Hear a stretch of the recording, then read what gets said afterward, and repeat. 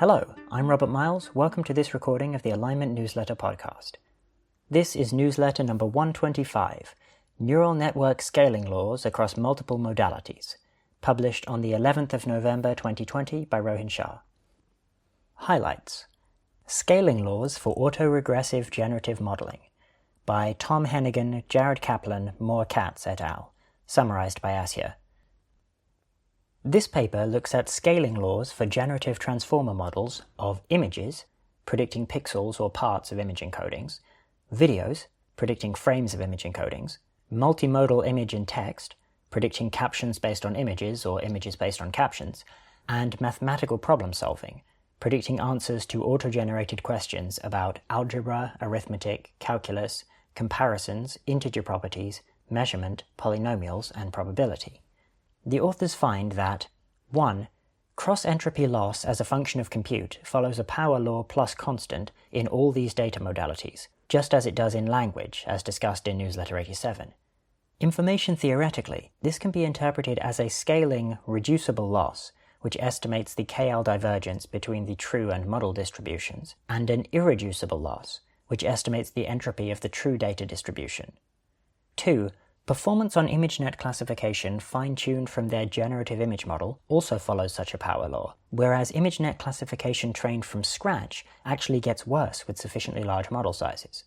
Interestingly, this classification power law continues even past model sizes where the generative cross-entropy loss starts bending as a result of irreducible loss. The authors conclude that approaching the irreducible loss for some dataset does not necessarily indicate diminishing returns for representation quality or semantic content.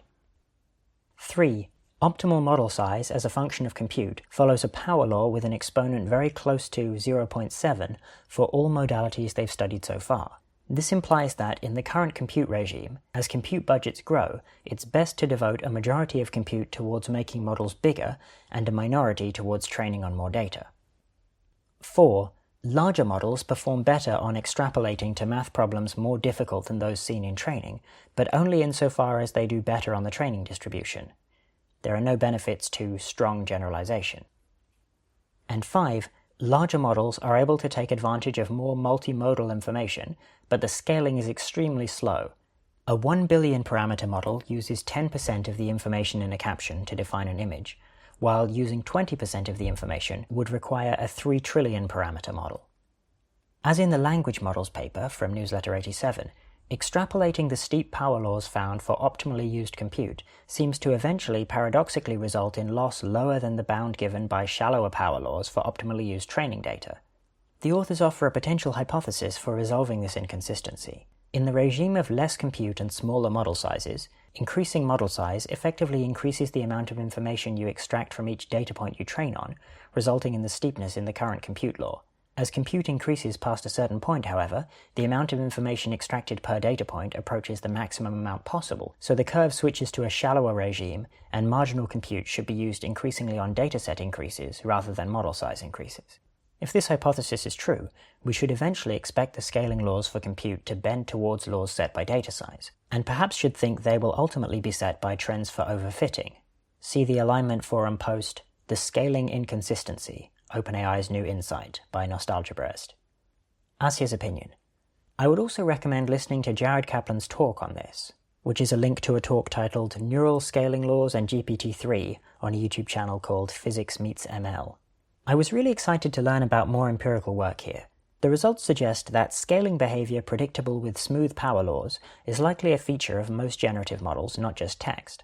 I found it surprising that optimal model size given a compute budget scales the same way across data modalities. It does seem to suggest that there's something more fundamental going on here that I don't understand, but which may be explained in this theory paper I haven't read, which is a link to A Neural Scaling Law from the Dimension of the Data Manifold by Sharma and Kaplan. It's also interesting that pre-training on a generative model, rather than training from scratch, seems to confer real benefits to scaling behavior for image classification. This lends some support to the view that a lot of the learning that needs to happen will come from unsupervised settings. A lot of the most salient questions around current scaling laws for me still lie in the translation between cross-entropy loss in these domains and performance on downstream tasks we care about. I feel very unsure about whether any of the fine-tuned generative models we currently have the data to train are likely to have transformative performance within even the next 5 orders of magnitude of compute scaling. Rohin's opinion.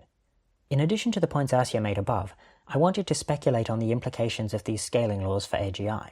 I was particularly struck by how well these scaling laws seem to fit the data. This was also true in the case of mathematics problems, at least for the models we have so far, even though intuitively math requires, quote, reasoning. This suggests to me that even for tasks that require reasoning, capability will increase smoothly along a spectrum, and the term reasoning is simply a descriptor of a particular capability level. An alternative position is that reasoning happens only to the extent that the neural net is implementing an algorithm that can justifiably be known to always output the right answer. But this sort of definition usually implies that humans are not doing reasoning, which seems like a deal-breaker. Note, however, that we haven't gotten to the level of performance that would be associated with reasoning, so it is still possible that the trends stop holding, and reasoning then leads to some sort of discontinuous increase in performance. I just wouldn't bet on it. Section Technical AI Alignment. Subsection Mesa Optimization.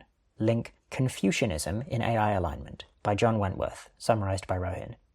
Suppose we trained our agent to behave well on some set of training tasks. Mesa optimization, from newsletter 58, suggests that we may still have a problem. The agent might perform poorly during deployment because it ends up optimizing for some misaligned Mesa objective that only agrees with the base objective on the training distribution.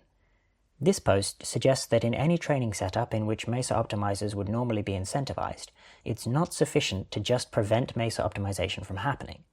The fact that Mesa optimizers could have arisen means that the incentives were bad.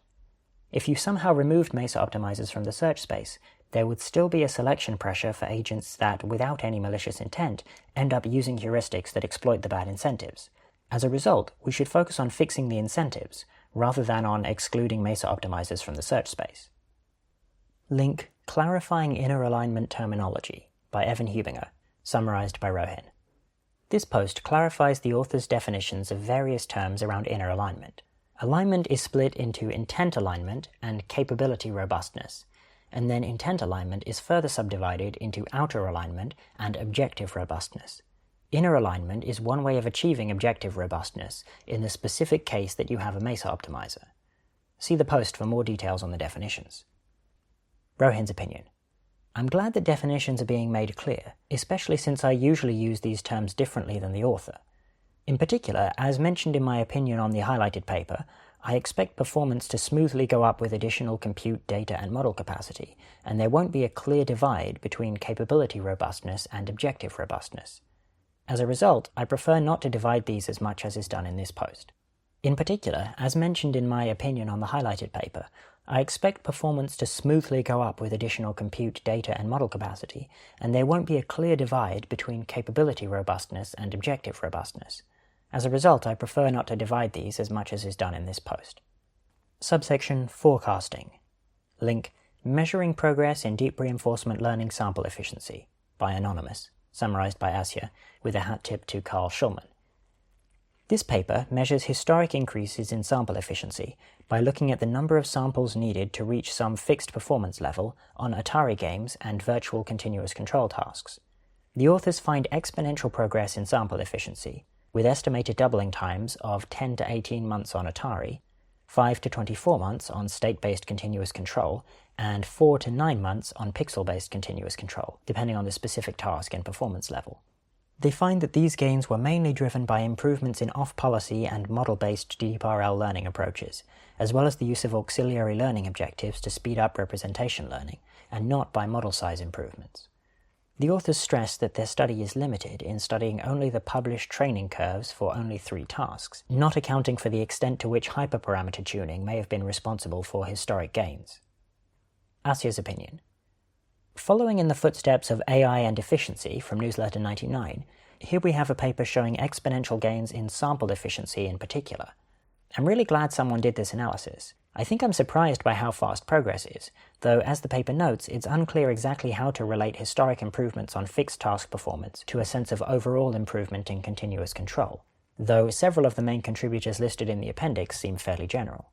I also really appreciate how thorough the full paper is in listing limitations to this work. Since these papers are coming up in the same newsletter, I'll note the contrast between the data unlimited domains explored in the scaling laws paper and the severely data-limited domain of real-world robotics emphasized in this paper. In robotics, it seems we are definitely still constrained by algorithmic progress that lets us train on fewer samples, or do better transfer from simulations, as discussed in Newsletter 72. Of course, maybe progress in data unlimited domains will ultimately result in AIs that make algorithmic progress in data-limited domains faster than humans ever could. Section Other Progress in AI. Subsection Reinforcement Learning. Link Deep Speed, Extreme Scale Model Training for Everyone, by the Deep Speed team et al., summarized by Asya. In this post, Microsoft announces updates to Deep Speed, its open-source deep learning training optimization library. The new updates include 3D parallelism, a scheme for carefully optimizing how training runs are split across machines. Training runs that use 3D parallelism demonstrate linear scaling of GPU memory and compute efficiency, enabling the theoretical training of extremely large models over 1 trillion parameters on as few as 800 NVIDIA V100 GPUs. Zero offload, which allows CPU memory to be used during training runs, enabling running models of up to 13 billion parameters on a single NVIDIA V100 GPU. Deep Speed Sparse Attention, an instrumental technology that reduces the compute and memory requirements of attention computations used in models like transformers. Compared to models that use densely computed attention, this enables models that pay attention to sequences that are 10 times longer and can be trained up to 6.3 times faster. And 1-bit Atom, a scheme for compressing the communication requirements between machines doing training runs that use the Atom gradient descent optimizer. 1-bit Atom enables up to 5 times less communication and up to 3.5 times faster training runs. Link Gamma Models, Generative Temporal Difference Learning for Infinite Horizon Prediction, by Michael Janner et al., summarized by Flo. Long planning horizons are often necessary for competitive performance of model-based agents, but single-step models get less and less accurate with longer planning horizons as errors accumulate. Model-free algorithms don't have this problem, but are usually reward and policy-specific, such that transfer to other tasks can be hard. The paper proposes policy-specific gamma models as an intermediate solution. Instead of learning the distribution of the next state given the state action pair SA, or the final state of an n-step rollout given SA and a policy pi, it learns a distribution of a rollout with a stochastic geometrically distributed length. The distribution follows a Bellman-style decomposition into the single-step distribution and the discounted distribution for the next state S', which allows for off-policy training of the model by bootstrapping the target distribution. Now, if rewards are consequentialist in the sense that they only depend on the state, the expected reward under this distribution is equal to 1 minus gamma times the Q value for pi of S and A, such that we can use the model for policy evaluation given arbitrary consequentialist rewards. Similar to how single-step models, or zero models, can be rolled out to obtain less accurate multi-step models, sequential rollouts of a gamma model can be reweighed to obtain a gamma model with larger gamma. While this introduces some error, it reduces the bootstrap error during training, which grows with gamma. Being able to interpolate between rollouts of single-step models that accumulate error during testing and models with large gamma that accumulate error during training allows us to find a sweet spot between the two extremes. In practice, single-step models are often used for model-based value expansion, MVE, where only n steps are rolled out and a value function is used for evaluating longer-term consequences. The author's algorithm, gamma NVE, instead uses n rollouts of the gamma model and adjusts the weighing of the value function accordingly. Gamma MVE performs strongly both in terms of sample efficiency and final performance on a set of low-dimensional continuous control tasks. Flo's opinion: I'm a bit surprised that this works so well, as bootstrapping and learning generative models for distributions can be unstable, and the method combines both. On the other hand, there is a long tradition of continuous interpolations between different RL algorithms, and their performance at the sweet spot is often significantly stronger than at the extremes. This concludes Alignment Newsletter number 125. For more information, you can go to rohinshah.com/alignment-newsletter, where you can find all of the previous newsletters and also a spreadsheet of all of the papers and summaries that have ever been featured. Thank you for listening.